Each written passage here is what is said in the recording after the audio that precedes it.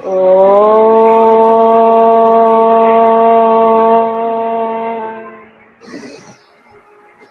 अपने दोनों हाथ प्रणाम मुद्रा में रख के गायत्री मंत्र का पाठ करेंगे। ओम भूर्भुवस्सुः तस्य विदुर्वरेण्यं भर्गो देवस्य धीमहि धियो यो नः प्रचोदयात्। प्रतिज्ञा करते हैं। हम प्रतिज्ञा करते हैं आजीवन यम नियम का पालन करेंगे, पूरे विश्व में योग का पताका फहराएंगे। हमारा संकल्प सुदृढ़ है, पवित्र है, अभेद है। हम अपने संकल्प शक्ति से सब कुछ कर सकते हैं। हमारे पास अजय मनोबल है, अजय मनोबल है, अजय मनोबल है। दोनों हाथ को रख करके अपने पूरे चेहरे पर मसाज कीजिए। प्रणाम मैम। प्रणाम। देखिए, सभी को आनी चाहिए, इसमें कुछ भी कठिन नहीं है और आप सबको ही आनी चाहिए। कभी भी आप किसी को भी देखो, अनु बिल्कुल इजी है ना। मैं आज करूंगी सोच के 5 मिनट पहले जाके मेरी बेटी को ट्यूशन छोड़ के आई हूँ। जी, बहुत अच्छा किया आपने। ये सबको ही आना चाहिए और सबको, ये तो हमारा मूल आधार है। हम सुबह जग करके जब हम यम नियम, दिनचर्या पालन, ऋतुचर्या पालन, इन सब के बारे में जब हम पढ़ रहे हैं तो हमें आना चाहिए ये सब भी, कि हमें ओम की चैंटिंग के बहुत फायदे होते हैं बेटा। ये हमारी बहुत सारी बीमारियों में भी काम करता है और जब हम प्राकृतिक चिकित्सा पे आते हैं ना तो ये चीजें बहुत ज्यादा जरूरी है। ठीक है, ये प्रकृति है हमारी और हम उसके हिसाब से चलेंगे तो बहुत अच्छा रहेगा। तो ये बहुत छोटी छोटी सी चीजें हैं जो हम थोड़ा सा ध्यान में रखेंगे तो ये अभी तुम जैसे 1-2 बार 3 बार भी अगर टाइम से ज्वाइन करोगी और प्रेयर में आ जाओगी, प्रार्थना में, तो तुमको वो आ जाएगी। उसमें कुछ भी कठिन नहीं है। ठीक है, फिर मैं अगले हफ्ते तुमसे ही करवाऊंगी। ठीक है, वेरी गुड। अब हम आज क्या पढ़ेंगे? कल के बारे में तो किसी को कुछ पूछना नहीं है ना। हम आज अपना नया टॉपिक स्टार्ट कर रहे हैं, बड़ी आंत का स्वास्थ्य नियम। कि बड़ी आंत को हम स्वस्थ रखने के लिए हमें क्या नियम अपनाना चाहिए और बड़ी आंत क्या, कैसे, जो भी है, किसमें कैसे क्या पाचन होता है, क्या चीज है, कहाँ एब्जॉर्वेशन होता है, वो सारी चीजें, मतलब कहाँ क्या क्या चीज अवशोषित होती है, थोड़ा पढ़ेंगे उसके बारे में और उसको किस तरीके से हम स्वस्थ रख सकते हैं उसके बारे में पढ़ेंगे। ठीक है, सभी ध्यान से सुने। बड़ी आंत का स्वास्थ्य नियम। हमारा स्वास्थ्य इस पर ही निर्भर नहीं करता कि हम कितना पौष्टिक भोजन खाते हैं, यह भी मायने रखता है कि हमारा शरीर उस भोजन को कितना पचा पाता है और उसमें से पोषक तत्वों को कितनी मात्रा में अवशोषित कर पाता है। आंतें हमारे पाचन तंत्र का प्रमुख भाग है। अब ये केवल यही जरूरी नहीं है कि आपका स्वास्थ्य केवल इसी चीज पे निर्भर नहीं कर रहा कि आप कितना पौष्टिक और कितना अच्छा स्वस्थ आहार खा रहे हो, बस उस पे भी निर्भर करता है कि आपकी जो बॉडी है, जो आपका शरीर है, वो कितना पचा पा रहा है और पचाने के बाद में उसमें से निकलने वाला जो रस है, जो मेन कारक है, उसको कितना अवशोषित कर पा रहा है। ये सारी चीजें हम नोटिस करते हैं, तभी हमें पता चलना चाहिए कि पोषक तत्व किस तरीके से एब्जॉर्ब हो रहे हैं और हमारी आंतें कितना काम कर रही हैं। ये सब क्या है, हमारे पाचन तंत्र का मुख्य भाग होता है। और वो काम कौन करता है? हमारी आंतें। हमारी 2 तरह की आंतें होती हैं, छोटी आंत और बड़ी आंत। तो उन दोनों ही आंतों में अलग अलग चीजों का अवशोषण मतलब एब्जॉर्व करना होता है, वो पचाती हैं उसको और उसमें से रस वगैरह जो निकालते हैं, अवशोषण वगैरह जो होता है वो करती हैं। ठीक है, अब पोषक तत्व, ये हमारे पाचन तंत्र का प्रमुख भाग है। आंतें हमारे पाचन तंत्र का प्रमुख भाग है और ये 2 तरह की होती हैं, सभी को पता है, छोटी आंत और बड़ी आंत। हमारे द्वारा खाए गए भोजन का पाचन अवशोषण मुख्य रूप से यही होता है। इसलिए अपनी आंतों की समस्याओं को और उनको पहचान करना जरूरी है। अब यहाँ पे जो है ना, मुख्य रूप से अवशोषण यही हो रहा है, मेन जगह यही है। आपने खा लिया पर खाने के बाद में उसका क्या हो रहा है, वो क्रिया सारी यही हो रही है और वो क्रिया सुचारू रूप से हो रही है कि नहीं हो रही है, इसके बारे में जितने भी सिम्टम्स हमें पता चल रहे हैं, हम नोटिस करें अपनी डेली दिनचर्या में कि क्या ये सब चीजें हो रही हैं सही तरीके से या कुछ अलग एक्स्ट्रा हो रहा है, उसको भी नोटिस करो कि अगर ये क्या चीज हो रही है, मतलब इट मीन्स हम स्वस्थ नहीं है क्या पूरी तरह से। तो उसके बारे में भी और इसकी पहचान करना इसलिए अपनी आंतों की समस्याओं और उनका पहचान करना बहुत ज्यादा जरूरी है। साथ ही कोई समस्या ना हो और इसकी रोकथाम के उपाय जानना भी बेहद जरूरी है। कोई और जीवन में समस्या ना आए, इसलिए भी उसके बारे में जानना जरूरी है। हम जो भी खाते हैं पीते हैं उसका पाचन और अवशोषण मुख्य रूप से छोटी और बड़ी आंत में होता है। हमने कुछ भी खाया पिया उसका पाचन और अवशोषण हमारे छोटी और बड़ी आंत के अंदर होता है। दो भागों में डिवाइड होती है, दो तरह की आंत होती है, एक बड़ी वाली आंत, मोटी वाली आंत, उसके बीच में छोटी वाली आंत, पतली पतली आंत होती है।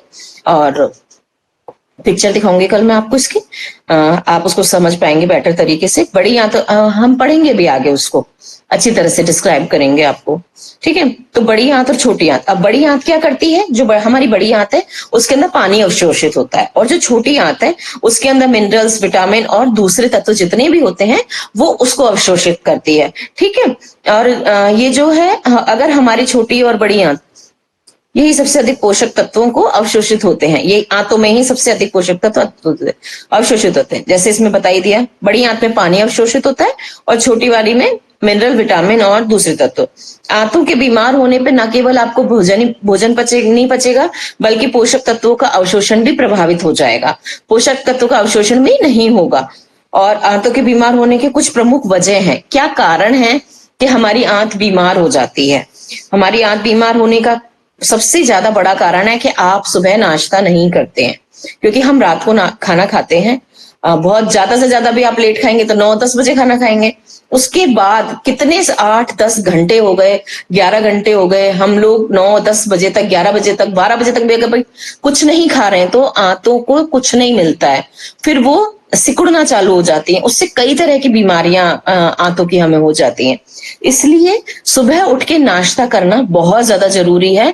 कुछ ना कुछ जरूर खाएं अपने हिसाब से, आपके बॉडी के हिसाब से आपको नाश्ता करना बहुत ज्यादा जरूरी है। जो सुबह का नाश्ता नहीं करते उनकी आंतें बीमार हो जाती हैं। भोजन में लंबा अंतराल रखना, जैसे कि वही हो गया कि रात को आपने खाना खाया और सुबह आपने नाश्ता ही नहीं किया, और दोपहर को आप खाना खा रहे हो, और दोपहर का खाना भी आप बहुत लेट खा रहे हो, और दोपहर का खाना खा रहे हो तो फिर रात को बहुत लेट 11 बजे 12 बजे खाना खा रहे हो। तो ये सब जो डिस्टेंस है, उसके बीच में जो दूरी है, अंतराल है, वो जब बहुत ज्यादा हम रखेंगे तो हमारा खाना, जो हमारी आंतें हैं वो दुख पाती हैं, ठीक है ना, उनको तकलीफ होती है, उनको क्योंकि खाना नहीं मिल रहा है प्रॉपरली, तो वो परेशान हो जाती हैं और वो बीमार हो जाती हैं, ठीक है। और खाना खाने के बाद ज्यादा तरल पदार्थ लेना, आप खाने के साथ में ज्यादा जूस ले रहे हो, आप छाछ ज्यादा ले रहे हो, पानी ज्यादा पी रहे हो। छाछ हमें आयुर्वेदिक में और नेचुरोपैथी में बताते हैं कि छाछ खाना खाने के बाद, दोपहर के खाना खाने के बाद छाछ पीनी चाहिए, पर ये नहीं कि आप 1 लीटर छाछ पी गए, वो नुकसानदायक है। जो उसकी क्वांटिटी है उतनी ही क्वांटिटी में लो, कि इतना पीना है मतलब इतना ही पीना है। अब कुछ लोग होते हैं खाना खाने के बीच बीच में पानी पीते। अगर आपका भोजन सूखा ज्यादा है, उसमें तरल नहीं है, वैसे तो हमेशा एक लिक्विड आपको दाल या सब्जी रखनी चाहिए तरी वाली, अगर दाल सब्जी नहीं है तो छाछ को आप बीच बीच में पीने के लिए यूज कीजिए, पानी नहीं पीना चाहिए। अगर पीना ही पड़ रहा है तो कुछ घूंट, मतलब 1-2 घूंट से आप थोड़े थोड़े ले सकते हैं पानी के, ज्यादा पानी पीना अलाउड नहीं है, क्योंकि भोजन ज्यादा तरल हो जाता है तो आंतें अवशोषित नहीं कर पाती हैं जो आपका पौष्टिक तत्व होते हैं उनको, और वो खाना वेस्ट हो जाता है। तो जब वेस्ट हो जाएगा तो ताकत भी नहीं मिलेगी हमको, इसलिए ज्यादा तरल पदार्थ लेने चाहिए। अच्छा, कुछ लोग क्या कहते हैं, जूसेस वगैरह भी ले लेते हैं, दूध भी ले लेते हैं, ये सब चीजें खाने के साथ नहीं, खाने के साथ दूध तो कभी नहीं, क्योंकि दूध और नमक विरुद्ध आहार होते हैं, वो नहीं खाने चाहिए। अब जैसे बहुत सारे लोग जूस पीते हैं खाने के साथ, जूस नहीं, ये विरुद्ध आहार है। जब हम विरुद्ध आहार लेंगे तो हमें त्वचा संबंधित रोग, हमारी आंतों संबंधित रोग, ये जब हमारा पेट गड़बड़ होता है तो हमें त्वचा संबंधित रोग भी बहुत जल्दी जल्दी हो जाते हैं। इसलिए विरुद्ध आहार को साथ में कभी भी नहीं लेना चाहिए। इसीलिए खाने के साथ में ज्यादा तरल या खाने के बाद में ज्यादा तरल नहीं लेना चाहिए। अधिक जला भुना, तला भुना और मसालेदार खाना, बहुत ज्यादा तेल का ऑयली वाला खाना, बहुत ऑयल होना चाहिए, एसेंशियल है, बट बहुत ज्यादा नहीं। हर एक की एक मात्रा है अपनी, कि इतनी मात्रा में किसी के शरीर में कितना तेल जाना चाहिए, कितनी मात्रा में कितनी चीज होनी चाहिए। तो आप उस चीज को नोट, हम पढ़ेंगे आगे इस चीज को कि कितना तेल होना चाहिए पर डे का, कितना घी होना चाहिए पर डे का हमारे बॉडी के हिसाब से। तो ये जो है ना, हमें कम मात्रा में तेल मसाले वाला भोजन लेना चाहिए, तेल मसाला कम होना चाहिए, जितना कम से कम होगा। हमारे जो किचन है वो खुद एक क्या है, फार्मेसी है, पर उसको सही तरीके से यूज करना अगर आपको आता है तो आप उसे एज ए फार्मेसी यूज कर सकते हो, नहीं तो आप ज्यादा मसालेदार भोजन खा के उसे अपने ही लिए नुकसानदायक बना रहे हैं, ठीक है। तो नुकसानदायक ना बनाएं, अच्छा हल्का सुपाच्य भोजन बनाएं, शारीरिक रूप से सक्रिय ना रहना। अब आपने खाना पीना खा लिया, आप लेट गए, सो गए, आप हिलते डुलते नहीं हैं, आप घूमने नहीं जाते हैं, आप कोई भी घर का काम नहीं करते हैं, कुछ नहीं करते हैं, जो लेथार्जिक आपकी जो दिनचर्या है बिल्कुल पड़े रहने वाली, उससे फिर क्या होगा, फिर आपकी बॉडी काम नहीं करेगी और फिर आपकी आंतें बीमार हो जाएंगी। रात में भारी और गरिष्ठ भोजन करना, कुछ लोग क्या करते हैं, रात में भी ठूस ठूस के खाते हैं, नहीं, रात में भोजन हमेशा अपनी भूख से कम कहना चाहिए। यह आयुर्वेद का नियम है कि आप खाना अगर खा रहे हैं तो रात में इतना खाइए कि आपको अगर 2 रोटी की भूख है तो आप 1 रोटी खाएं, 3 रोटी की भूख है तो आप सिर्फ 2 रोटी खाएं। इतना ही खाना खाना चाहिए ताकि आपके पेट के अंदर जगह रहे थोड़ी सी और आपका भोजन आसानी से पच सके। ठीक है। तनाव और अनिद्रा, अगर आपको स्ट्रेस है, तनाव है और आपको नींद नहीं आई है, अगर आपकी नींद भी पूरी नहीं आई है तो आप सुबह देखोगे कि आपको अपच हो गई है, खट्टी डकारें आ रही हैं, गैस बन गई है, ये आपका पेट भारी भारी है, ये भी आंतों के लिए बहुत नुकसानदेह है। अब हम आगे पढ़ते हैं, आंतों में गड़बड़ी का असर क्या होता है, कि हमने जो ये सब गड़बड़ी करी है उससे क्या असर पड़ेगा हमारी आंतों पे। आंतों की जो सामान्य कार्य प्रणाली है वो बिगड़ने लग जाएगी, बिगड़ेगी तो हमारे जो हृदय है, मस्तिष्क है, हमारा इम्यून सिस्टम है, हमारा वजन है, त्वचा है, हार्मोन्स है, सभी पे ही फर्क पड़ता है, क्योंकि जो सब जगह को ट्रांसफर किया जा रहा है पोषित जो पोषण तत्व है वो यहीं से तो जा रहा है, उसी से तो आपका खून बन रहा है।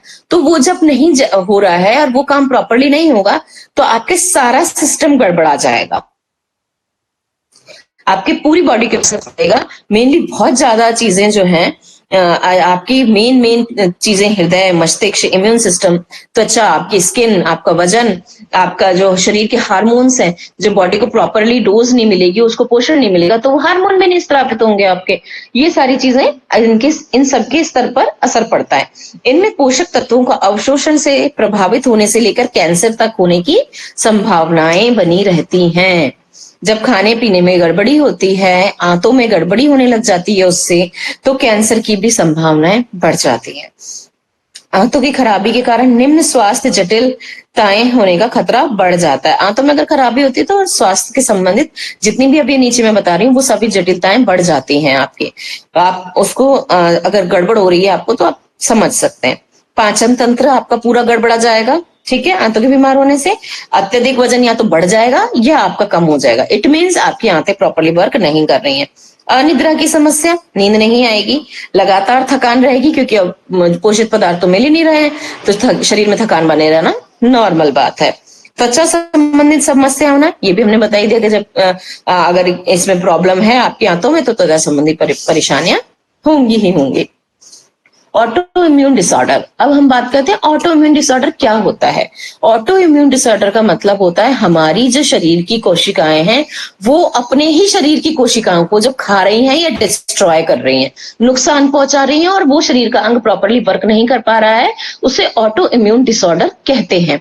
अब जैसे कि कई लोगों ने देखा ना कि ऑटो इम्यून डिजीजेस हो जाते हैं आजकल, हाशिमोटो है और ये आपके जिसमें ग्लूटेन फ्री खाना वगैरह खाते हैं, सिलिकॉन वगैरह, ये सब जो ये प्रॉब्लम्स होती है ना वो ऑटो इम्यून डिजीज आजकल ज्यादा डेवलप होने के कारण है कि गड़बड़ी इतनी हो जाती है हमारे शरीर में कि जो हमारे शरीर की जो कोशिकाएं हैं वो स्वस्थ कोशिकाएं वो दूसरी स्वस्थ कोशिकाओं को ही खाना स्टार्ट कर देती हैं, शरीर को नुकसान पहुंचाने लग जाती हैं। वो ये समझती हैं कि ये ही कल्प्रिट है, मतलब ये ही हमारे बॉडी के लिए नुकसानदायक है तो इन्हीं को खा के पहले डिस्ट्रॉय करो। तो आपस में विरोधाभास चलता रहता है और उससे नुकसान पहुंचता है हमारी बॉडी को और हम डिजीज हो जाते हैं, हमको उसे ऑटो इम्यून डिसऑर्डर कहते हैं। कुछ विशेष पदार्थों के सेवन और विशेष पदार्थों के पाचन में परेशानी होना, ये सारी गड़बड़ियां आंतों में गड़बड़ी का असर है। ठीक है, अब हमें क्या संकेत मिल रहे हैं कि हमें अवेयर हो जाना चाहिए। हमारी बॉडी में इतने अच्छे सेंसर सिस्टम्स हैं कि हमारी बॉडी में कहीं भी कुछ भी हो रहा होता है तो पहले हमारी बॉडी हमें अवेयर कर देती है कि अब आपके शरीर में ये परेशानी हो रही है, आप अवेयर हो जाओ। किसी ना किसी चीज के थ्रू वो आपको बताती रहती है कि यहाँ ये हो रहा है, यहाँ ये हो रहा है, तो वो आपको बॉडी सचेत कर रही है कि आप अवेयर हो जाओ। तो हमारे जो आंत है वो जब उसमें जब गड़बड़ी हो रही है तो हमें क्या संकेत मिलेंगे कि हमें सचेत हो जाना है। देखिए पढ़ते हैं, मल त्यागने की आदत में बदलाव, मतलब जब सुबह हमें फ्रेश होना चाहिए हम उस टाइम नहीं हो पा रहे हैं, फ्रेश हो ही नहीं पा रहे हैं, जाके बैठ रहे हैं तो भी नहीं हो पा रहे हैं, प्रॉब्लम क्रिएट हो रही है। ये सारी चीजें अगर ये ऐसी होती हैं तो आपको पता चलेगा कि कुछ गड़बड़ है, आपको समझ जाना चाहिए। या तो आपको डायरिया रह रहा है बहुत टाइम तक, या तो फिर आपको कब्जी की शिकायत रह रही है 2 हफ्ते से ज्यादा। अगर 2 हफ्ते से ज्यादा कब्जी है तो आप समझिए कि जरूर आपके आंतों में कुछ ना कुछ गड़बड़ चल रही है, मल चिपक रहा है, या पाचन तंत्र संबंधी या अवशोषण संबंधित कुछ ना कुछ प्रॉब्लम हो रही है। इसलिए आपको अवेयर हो जाना चाहिए कि इतने दिन तक कोई भी ऐसी परेशानी नहीं रहनी चाहिए। मल में रक्त का आना, अगर कभी भी आपके मल के अंदर रक्त आ रहा है तो आप अवेयर हो जाओ कि जरूर कुछ ना कुछ बीमारी है, या तो आपको पाइल्स वगैरह रिलेटेड बीमारी है, या उसमें इतना खतरनाक है मल में रक्त आना कि कैंसर तक की संभावनाएं उससे पता चलती है। लगातार पेट में बेचैनी होना, जैसे कि पेट में मरोड़ होना, गैस बनना या दर्द होना, बार बार आपको पेट में कुछ बेचैनी हो रही है, आपको तकलीफ है, आपको मरोड़ हो रही है, दर्द हो रहा है, तो आप समझ जाएं कि आपको जरूर कुछ परेशानी है। पेट में हर समय भारीपन होना, आपको ये लगे ही ना कभी कि आपका पेट खाली है, आपको ये बात लगे ही ना कभी कि आपको भूख लग रही है, तो ये चीज गलत है। और तेजी से वजन कम हो रहा है आपका, और होता ही जा रहा है लगातार, कॉन्स्टेंटली, बिल्कुल कंटिन्यूस चल रहा है कि वजन कम होता जा रहा है, कम होता जा रहा है, तो ये भी एक बहुत बड़ा साइन है कि आप समझ जाओ कि आंतों में गड़बड़ी हो रही है और बीमार है हमारी आंत, हमें उसको सही करने की जरूरत है। ब्रश करने के बाद भी मुंह से दुर्गंध आना, अगर आपका पेट खराब है तो हमने अधिकतर केसेस में मैंने पेशेंट के साथ देखा है कि जिनका पेट खराब होता है उनके मुंह से हमेशा स्मेल आती ही रहती है, चाहे वो कितनी भी ब्रश कर ले, उस पर उसका कोई प्रभाव नहीं है। अगर दुर्गंध आ रही है मतलब कि उसके पेट में प्रॉब्लम है। भूख ना लगना, पेट साफ ना रहना, कुछ भी खाने के बाद मल त्यागने जाना, कुछ भी खाते ही उनको जाना ही पड़ रहा है फ्रेश होने के लिए कि अपना मल त्यागना ही पड़ेगा, तो ये भी आंतों की परेशानी है कि खाते ही कभी भी किसी को नहीं जाना होता है त्यागने के लिए।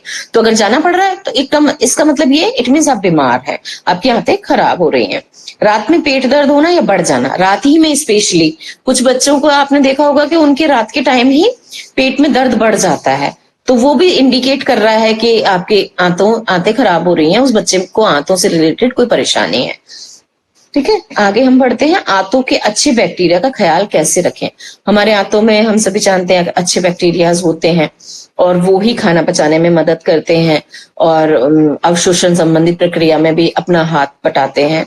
हमारा हाथ अपने उनका अपना एक योगदान होता है, मदद करते हैं वो। तो हमारे पाचन तंत्र में बैक्टीरिया बड़ी आंत में और छोटी आंत के पिछले भाग में पाए जाते हैं, मतलब लास्ट की तरफ वाले हिस्से में। आहार नाल और पेट और छोटी आंत के अग्रभाग में पाचक रस और एंजाइमों के कारण बैक्टीरिया नहीं होते हैं, क्योंकि जो छोटी आंत होती है आहार नाल और उनमें आगे की तरफ पाचक रस होते हैं कि जो पाचक रस उसको हैं खाने को पचाने के लिए जरूरी हो रहे हैं, तो वहां पे बैक्टीरिया नहीं हो सकते हैं, खत्म हो जाते हैं बैक्टीरिया अपने आप ही। तो उस जगह होते ही नहीं है एंजाइम और पाचक रसों के कारण। और पीछे की तरफ वाले भाग में होते हैं बड़े हाथ के, वहां पे वो अपना काम करते हैं। अब उपयोगी बैक्टीरिया हमारे जीवन के लिए बहुत ज्यादा जरूरी होते हैं। ये एंजाइम उत्पन्न करते हैं जो भोजन को पचाने में मदद करता है। कई तरीके के एंजाइम थे, आपने देखा होगा कि आपका पेट कभी ज्यादा गड़बड़ रहता है तो डॉक्टर आपको क्या है, एंजाइम का सिरप देता है, ये वाला एंजाइम ले लो, ये वाला एंजाइम ले लो, ये सिरप ले लो, आपका पेट ठीक हो जाएगा। तो जो अच्छे एंजाइम्स पेट में जाते हैं तो वो जाकर के आंतों को सपोर्ट करते हैं, खाना पचाने में मदद करते हैं, तो आपकी आंतें ठीक हो जाती हैं और आप सही हो जाते हो। जो भोजन पचाने में मदद करते हैं, हमारे शरीर के लिए आवश्यक विटामिन बी और के उत्पन्न करते हैं।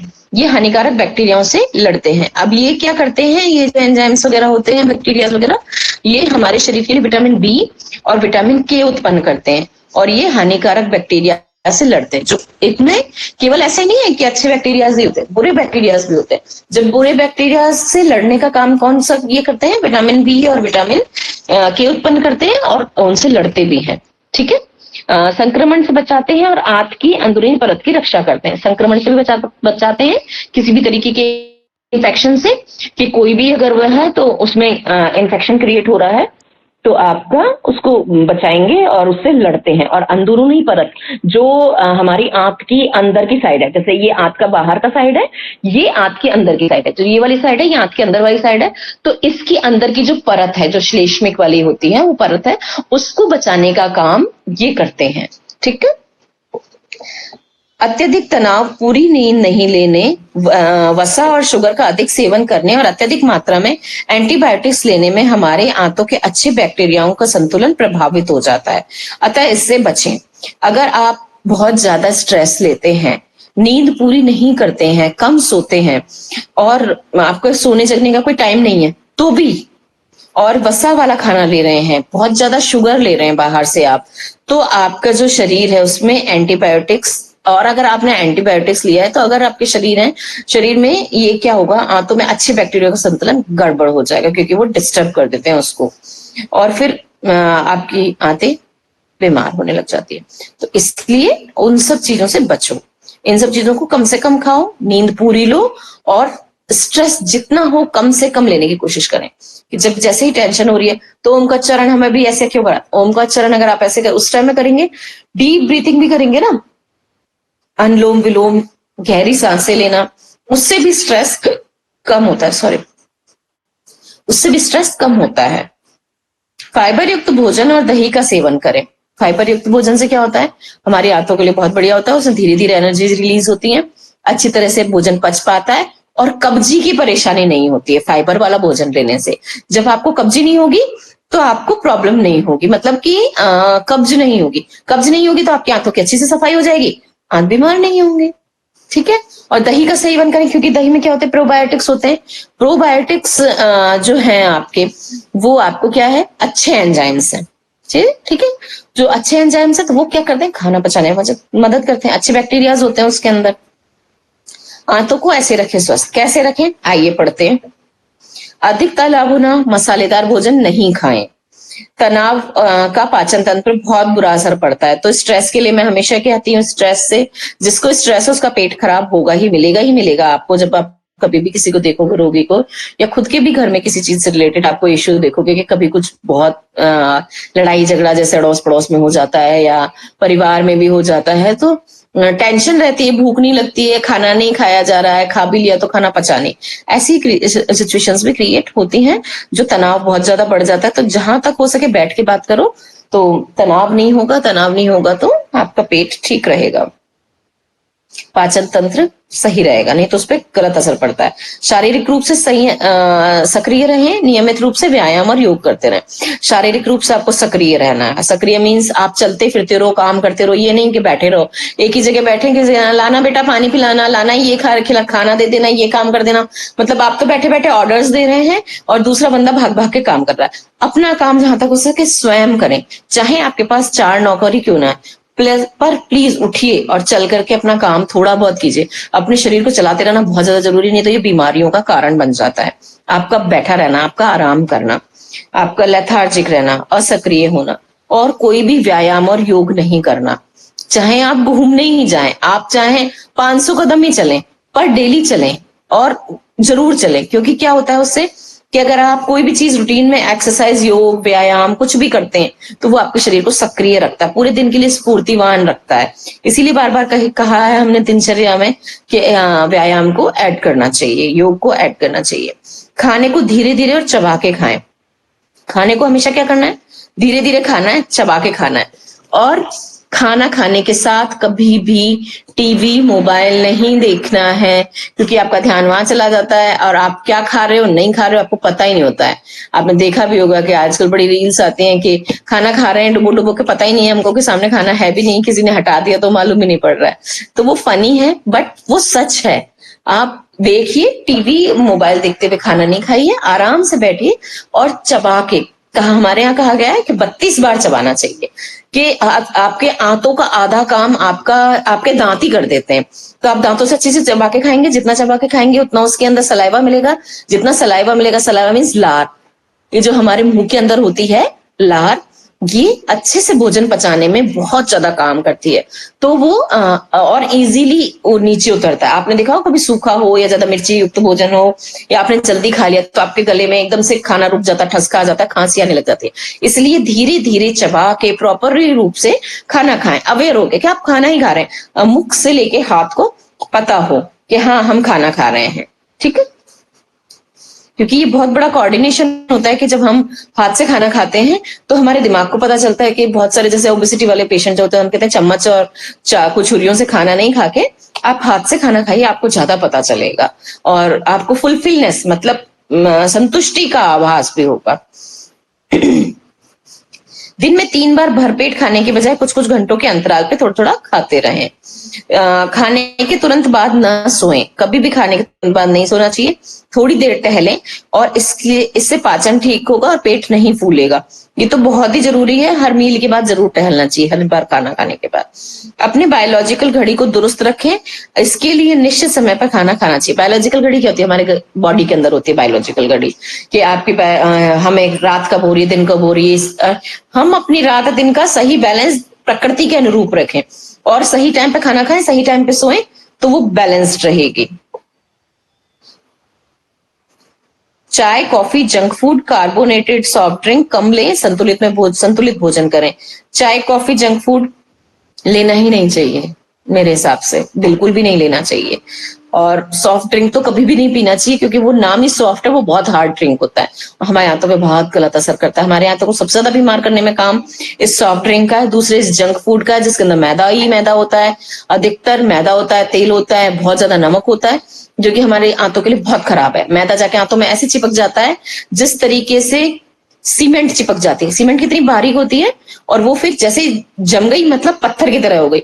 तो मैदा जब जम गया तो पत्थर की तरह हो गया आंतों के अंदर, आंतों में लेयर बना लेता है। फिर वो गंदगी मल जमता रहता है, सालों इकट्ठा होता रहता है, कब्जी हो जाती है, फिर बीमारियां हो जाती है तरह तरह की।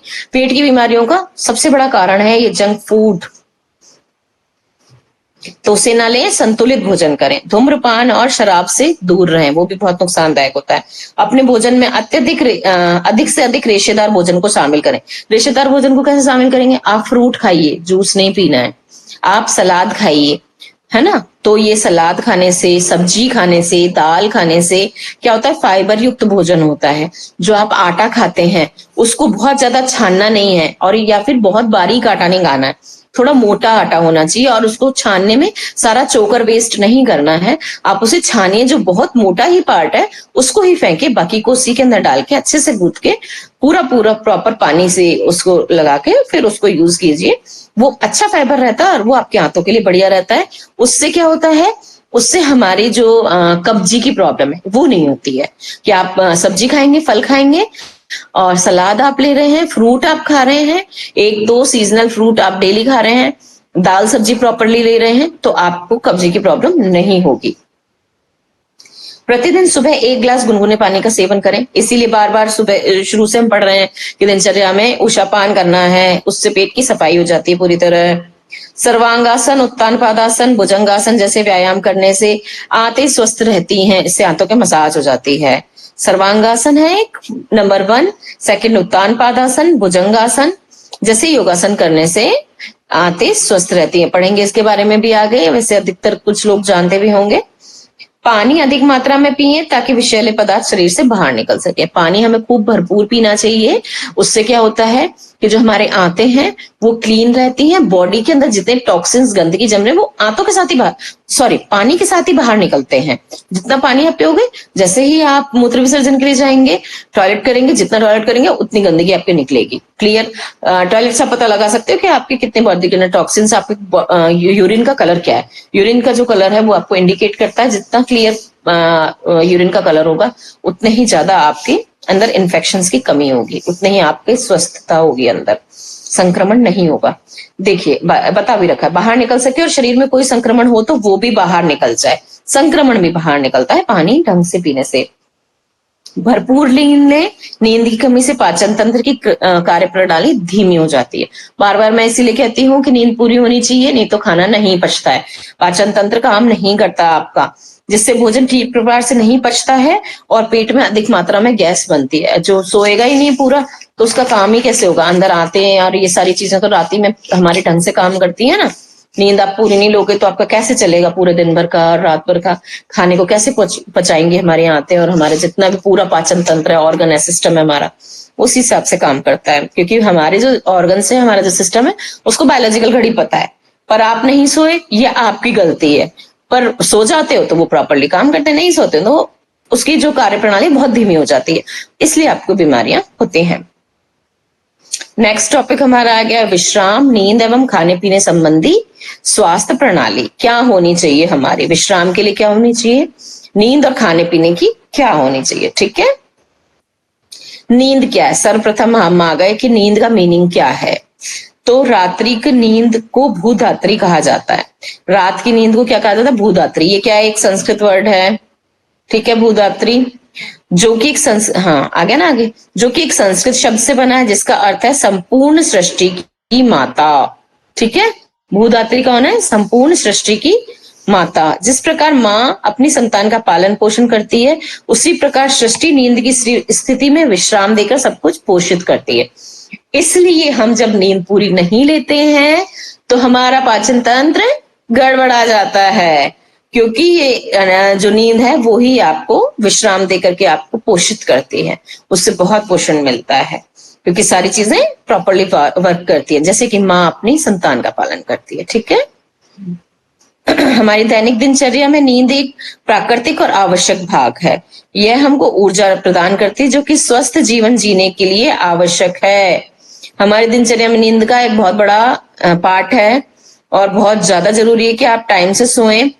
यह इसी से हमको ऊर्जा मिलती है और हम प्रसन्न रहते हैं और ताजगी में मिलती है। जब आप अच्छी नींद लेके उठते हो तो आप खुद भी देखते हो कि आप इतनी अच्छी नींद सोए थे तो अब आप एकदम स्फूर्तिवान हैं, आप एकदम से अलर्ट हैं, उठे और उठ करके अपने जो जो काम है फटाफट करते जाते हैं और पूरे दिन आपके अंदर वही ऊर्जा बनी रहती है।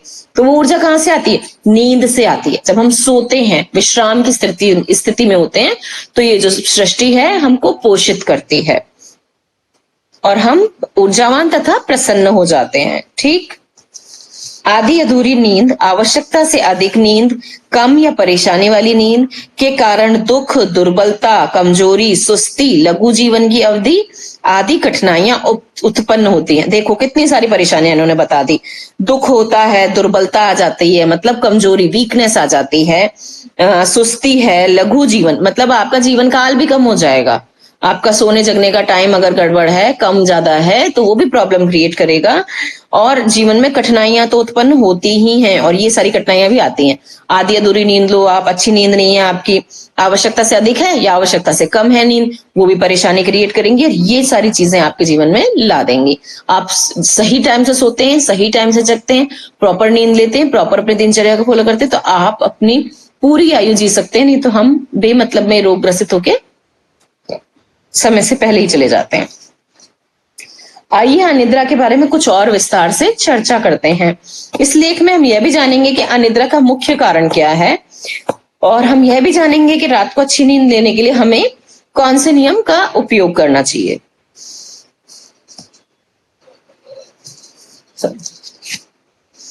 देखो, नींद को कितने भागों में वर्गीकृत किया गया है? 7 भागों में वर्गीकृत किया गया है कि कौन सी कैसी कैसी नींद होती है। तमोभाव, श्लेष्मा समूद भाव भवा, मना शमना जान्या, शरीर शर्मा जान्या, अग्रकूटकी, व्याधानुवर्तनी और रात्रि सवा भावा। ठीक है, अब हम पढ़ते हैं ये क्या क्या होते हैं। जो पहला वाला है तमोभाव, वह है तमस के कारण नींद का आना। श्लेष्मासूद भाव, शरीर में कफ बढ़ जाने के कारण नींद आना। मना शमना जान्या, ये है मानसिक थकान के कारण नींद आना। कैसी कैसी नींद होती है कि आपको तमस के कारण नींद आ सकती है, तामसिक प्रवृत्ति, तामसिक या भोजन वगैरह आप करते हैं तो भी नींद ज्यादा सॉरी मानसिक थकान के कारण भी आपने जैसे ज्यादा कुछ कर लिया, जैसे कुछ होता है ना, बच्चे वगैरह ज्यादा पढ़ रहे हैं या जो लिखाई पढ़ाई का ज्यादा काम कर रहे हैं ऑफिस वगैरह में, तो वो मानसिक रूप से थक जाते हैं, तो उन्हें ज्यादा नींद आती है, वो वाली नींद। शारीरिक थकान, जैसे आपने शरीर से ज्यादा काम किया है तो आपको शारीरिक थकान हो गई, तो वो शारीरिक थकान के कारण नींद आ गई आपकी। शरीर शर्मा जान्या। अग्नटू की बाहरी कारणों के कारण आने वाली नींद, जैसे दुर्घटना, विषाक्त पदार्थ आदि, जैसे कि वो नहीं होता बेहोशी जैसी, कि आपको कोई दुर्घटना हो गई तो आप बेहोश हो गए, नींद आ गई, सो गए आप। विषाक्त पदार्थ कोई है, जहर फैल गया किसी भी चीज का, या फूड पॉइजनिंग वगैरह हो गई, तो उसमें जैसे नींद आनी स्टार्ट होती है ना, नींद आने लग जाती है, वो वाली नींद। व्याधानुवर्तनी, बीमारी के कारण आने वाली नींद, जैसे बुखार, भयंकर डायरिया, नशे की स्थिति, मधुमेह आदि, इसमें ज्यादा नींद आती है। रात्रि स्वभावा, रात्रि की प्राकृतिक रूप से नींद आना, ये रात्रि समाभावा वाली नींद। ठीक है। इन सब प्रकारों में केवल रात्रि सवाभवा ही सामान्य नींद है, जिसको भूधात्री कहते हैं। बाकी सारी नींद क्या है? 6 प्रकार की असामान्य मतलब बीमारी वाली नींदें, और केवल अच्छी नींद कौन सी है? भूधात्री वाली, हमारी रात्रि सवाभवा। ठीक है। तामसिक व्यक्ति दिन और रात दोनों समय में सोता रहता है। तामसिक वाला जो व्यक्ति होता है, दिन में भी नींद आती है, जो रात में भी नींद आती है। राजसिक व्यक्ति या तो दिन में सोता है या तो रात में। जो राजसिक होगा वह दोनों में से किसी एक टाइम सो सकता है। सात्विक व्यक्ति बहुत कम सोता है और वो केवल रात में ही सोता है। कम सोने का मतलब वो रात को अपने टाइम से सोया, और सुबह जो 3:30-4 बजे का टाइम है अपना ब्रह्मचार्य नहीं, कौन सा टाइम बोलते हैं उसको, उस टाइम उठ जाते हैं और अपनी दिनचर्या का पालन करते हैं। कौन सा समय सोने के लिए उत्तम है? सबसे सही टाइम कौन सा है सोने के लिए? समय को 4 यमों में विभाजित किया गया। एक यम 3 घंटे के बराबर का होता है। पहला और आखिरी यम सूरज डूबने के 3 घंटे बाद और ब्रह्म मुहूर्त से 3 घंटे पहले। ठीक है। प्रातः 3 बजे से लेके 6 बजे तक और साय 6:30 से लेके 9 बजे तक। यह समय ध्यान करने के लिए, पढ़ने के लिए, ज्ञान प्राप्त करने के लिए तथा प्रार्थना करने के लिए अति उत्तम माना गया है। कि कौन कौन सा टाइम है? सूरज डूबने और ब्रह्म मुहूर्त वाले 3 घंटे जो होते हैं वो सबसे उत्तम होते हैं ध्यान करने के लिए, पढ़ने के लिए, ज्ञान प्राप्त करने के लिए। इसलिए कहते हैं इस टाइम सुबह ब्रह्म मुहूर्त में उठ जाओ, जल्दी जल्दी पढ़ाई करो और आपको अच्छा याद रहता है और वो सारी चीजें याद भी रहती हैं। दूसरा और तीसरा यम क्या है? पहला और आखिरी यम तो क्या है? पढ़ाई और ध्यान और इन सब चीजों के लिए बढ़िया है। और जो तीसरा और दूसरा यम है, रात्रि 9 बजे से प्रातः 3 बजे तक सोने के लिए सबसे उत्तम समय माना गया है। सबसे उत्तम समय कौन सा? रात्रि 9 बजे से लेकर सुबह 3 बजे तक। आप इतने घंटे आराम से सो। 9, 10, 11, 12, 1, 2, 3, ये 5-6 घंटे की नींद पर्याप्त होती है। और आप अगर सही टाइम से सो गए तो आप बड़े आराम से 3-3:30 बजे उठ जाएंगे और अपने सारे नियमों का पालन कर सकेंगे। अच्छी नींद के लिए युक्तियां। अब भाई हमें अच्छी नींद चाहिए तो हम क्या क्या चीजें अपनाएं जिससे हमें अच्छी नींद आए? ठीक है। तो टिप्स क्या है देखते हैं। सोने से पहले पैरों को धो लें और तलवे की मालिश करें। सरसों का तेल लेकर के जब आप अपने तलवों पर मालिश करते हैं तो जिनको नींद नहीं आती ना, उनको भी नींद आने लग जाती है। तो जिनको आती है उनको तो और अच्छी आएगी, गहरी नींद आएगी, गाढ़ी नींद। तो जब गाढ़ी नींद आती है तो आपकी थकान एकदम मिट जाती है और ऊर्जा मिलती है आपको। सोते समय ढीले और आरामदायक वस्त्र पहने जो कि शरीर में हवा का संचार हो। ये भी सच बात है कि आप अगर हल्के ढीले कपड़े पहन के सोते हैं तो आपको नींद अच्छी आती है। आपने अगर टाइट क्लोथ्स पहने हैं और आपने सिंथेटिक कपड़े पहने हैं तो फिर आपको प्रॉब्लम क्रिएट होगी। फिर आपको रात में घबराहट भी होती है क्योंकि जो कपड़ा है उससे आर पार नहीं जा रही है हवा, तो आपकी बॉडी को अनकंफर्टेबल फील होता है। जहां तक हो सके सूती कपड़े जब हम पहन के सोते हैं तो हमें सबसे अच्छी नींद आती है। सोने से पहले लंबी गहरी सांसें लें और ध्यान अवश्य करें। अगर आप 5 मिनट भी बैठ के बिस्तर पे, जैसे आप सोने जा रहे हैं, बस उसी टाइम आप गहरी लंबी सांसें लेंगे ना, गहरी लंबी लेंगे, गहरी लंबी निकालेंगे, तो आपको मतलब शरीर की जैसे कि आप जो वेस्ट गर्मी और वेस्टेज है अंदर का, एक तरह से वो निकलता है और बड़ा आराम मिलता है। बहुत अच्छी सी जल्दी से नींद आ जाती है। पैरों को दक्षिण दिशा की ओर करके न सोएं तथा गुरु भगवान की मूर्ति, देवी देवताओं के चित्र, लोग, वस्तुएं तथा सम्मानित स्थानों की ओर पैर करके नहीं सोना चाहिए।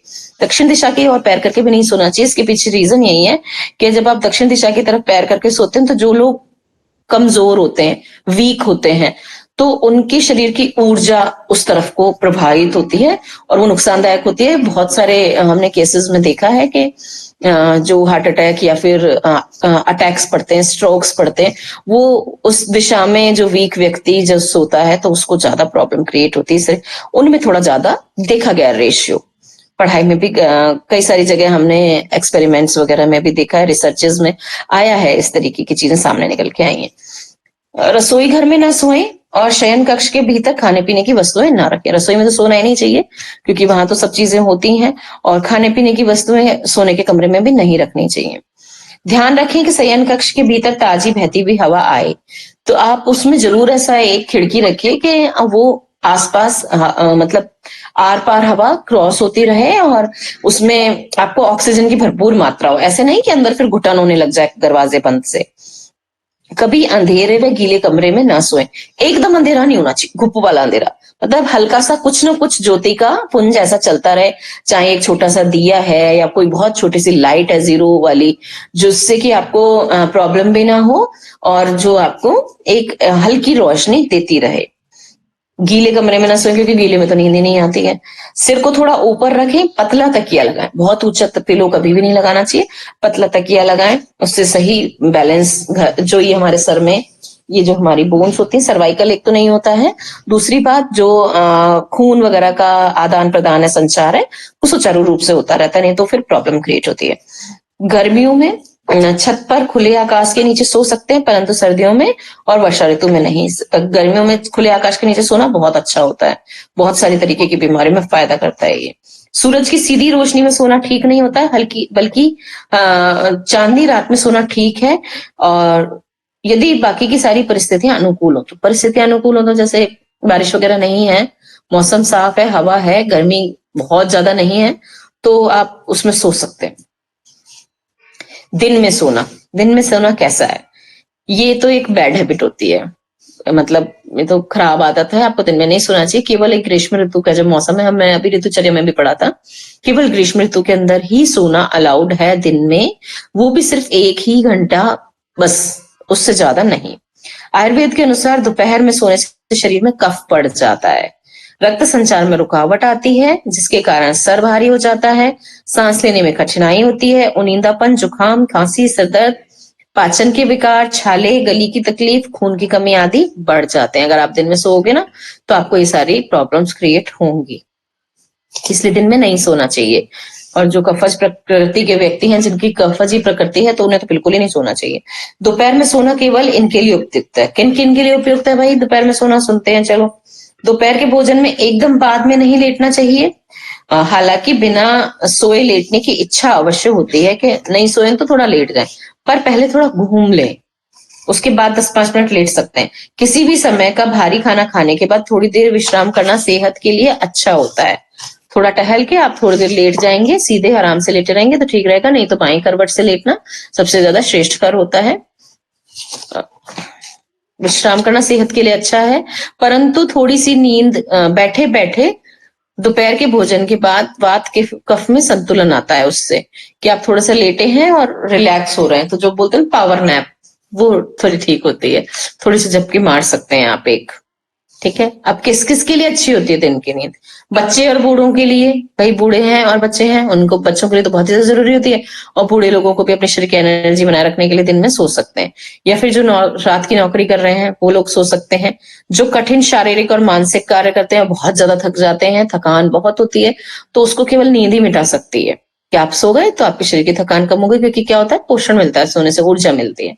जो भी किसी भी प्रकार की पीड़ा, दर्द, चोट या टीबी से पीड़ित है, किसी भी प्रकार की अगर बीमारी है या एक्सीडेंटल कॉज, जैसे कि किसी भी तरह की चोट लगी है, कुछ भी है, तो नींद में क्या है, हीलिंग ज्यादा होती है सोने से, हम जल्दी ठीक होते हैं। तो कहते हैं ना कि दवाई खाओ सो जाओ तो जल्दी आराम करेगी, इसीलिए जल्दी आराम करेगी क्योंकि नींद में क्या है, नींद से ऊर्जा मिल रही है, पोषण मिल रहा है, प्लस आपकी दवाई भी आपके शरीर के अंदर गई, खाना भी आपने खाया है, तो वो आपके शरीर को पोषित करती है और आप जल्दी ठीक हो जाते हो। जिनको अत्यधिक प्यास लगती है, डायरिया है, पेट का दर्द है, सांस की तकलीफ है, मासिक धर्म का दर्द है, तो उनको दिन में सोना चाहिए। उससे क्या है, उनको आराम मिलता है और दर्द भी, उनको जिस भी तरह का पेन है वो कम हो जाता है। और बहुत ज्यादा जिनको प्यास बहुत लगती है, उनको बार बार प्यास नहीं लगती अगर वो थोड़ी देर सो लेते हैं तो। जिनको गुस्से, डर और उदासी ने घेरा हो वो सो सकते हैं, और उनको सोना भी चाहिए, ताकि सोने से क्या होता है, न्यूरॉन्स रिलैक्स होते हैं। अगर उनको नींद आती है तो उनको सोना चाहिए ताकि उनको आराम मिले। न्यूरॉन्स रिलैक्स होंगे तो वैसे ही उनके डर, गुस्सा, उदासी वगैरह ठीक हो जाएगी। लंबी यात्रा के बाद या बहुत अधिक वजन उठाने के बाद, अधिक संभोग करने के बाद, अधिक मात्रा में शराब पीने के बाद, लंबे समय तक गाना गाने या पढ़ाई करने के बाद, ये सारे क्या है, मानसिक और शारीरिक श्रम है एक तरीके से, और इन सबको करने के बाद आप सो सकते हो। पंचकर्मा के बाद में, पंचकर्मा चिकित्सा आपने करवाई है, पंचकर्मा आप पढ़ेंगे आगे तो आपको पता पड़ेगा। पंचकर्मा के बाद में आपको थोड़ी देर रेस्ट करते हैं, नींद लेते हैं, तो शरीर को बहुत आराम मिलता है। अत्यधिक गर्मी के मौसम में, जब तापमान सबसे ज्यादा होता है, तो उस समय थोड़ी नींद लेना अधिक होता है, ये तो मैंने पहले बता ही दिया था। क्योंकि हमारी बॉडी डिहाइड्रेट नहीं होती है, उससे प्यास भी कम लगती है और बहुत ज्यादा पानी पी पी के फिर हम परेशान हो जाते हैं ना, इसलिए। अब हम आते हैं कि दोपहर में सोना किसके लिए मना है, किसको नहीं सोना चाहिए दिन में। तो कफ प्रकृति के व्यक्तियों के लिए, अभी थोड़ी देर पहले मैंने आपको बताया था कि कफ प्रकृति के जो भी व्यक्ति हैं उनको दिन में सोना ही नहीं चाहिए, नहीं तो उनका कफ और बढ़ जाता है। क्योंकि कफ के असंतुलन के समय अगर हो भी रही है, कफ संबंधित रोग हो रहा है कोई भी, तो उस समय भी नहीं सोना चाहिए। अत्यधिक मोटापे के विकार के समय, अगर मोटापा है, कोई विकार है इस तरीके का, तो उनको भी नहीं सोना चाहिए। यदि शरीर में विषैले तत्व की मात्रा अधिक हो गई है तो भी नहीं सोना चाहिए, नहीं तो फिर आप सो ही जाएंगे। उसमें क्या है कि वो जो निद्रा है वो फिर घेर ले जाती है आपको अनकॉन्शियसनेस की तरफ, मतलब बिल्कुल बेहोशी वाले हालात में आप पहुंच जाते हैं अगर इस तरीके की स्थिति रहती है तो। अच्छी नींद के लिए और उपाय क्या क्या होने चाहिए हमारे, चलिए बस यहीं तक पढ़ लेते हैं, फिर टाइम ओवर हो रहा है। पूरी तरह ढका हुआ सुंदर बिस्तर, सुंदर बिस्तर देख के तो सभी को नींद आती है कि भाई बिस्तर बहुत अच्छा है, नरम है, गुदगुदा है और आप उस पर आसानी से, साफ है, बिछा हुआ है एकदम बढ़िया तरीके से, सलवटे वगैरह नहीं है, बिस्तर उधर उधर नहीं फैला है, तो उस पर सोना अच्छा लगता है, अच्छी नींद भी आती है उस पर।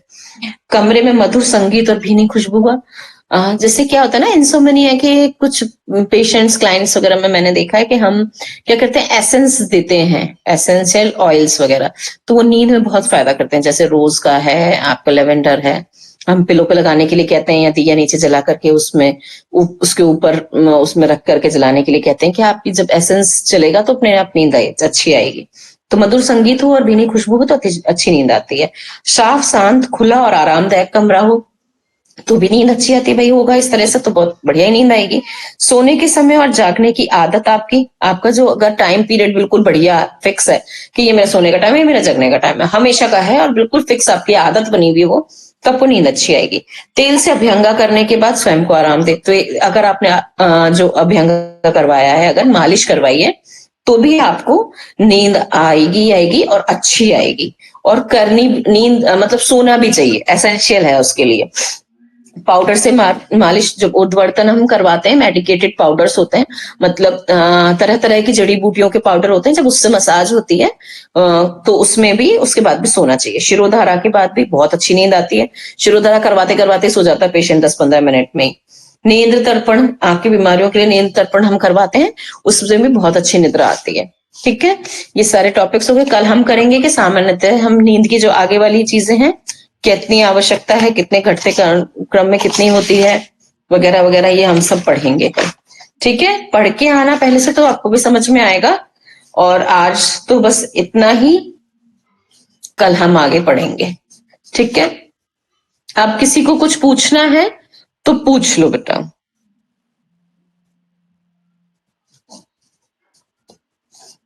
हाँ जी, किसी को कुछ पूछना है रिलेटेड आज के टॉपिक या पहले किसी कोई टॉपिक से रिलेटेड कुछ समझना हो, बताओ आप।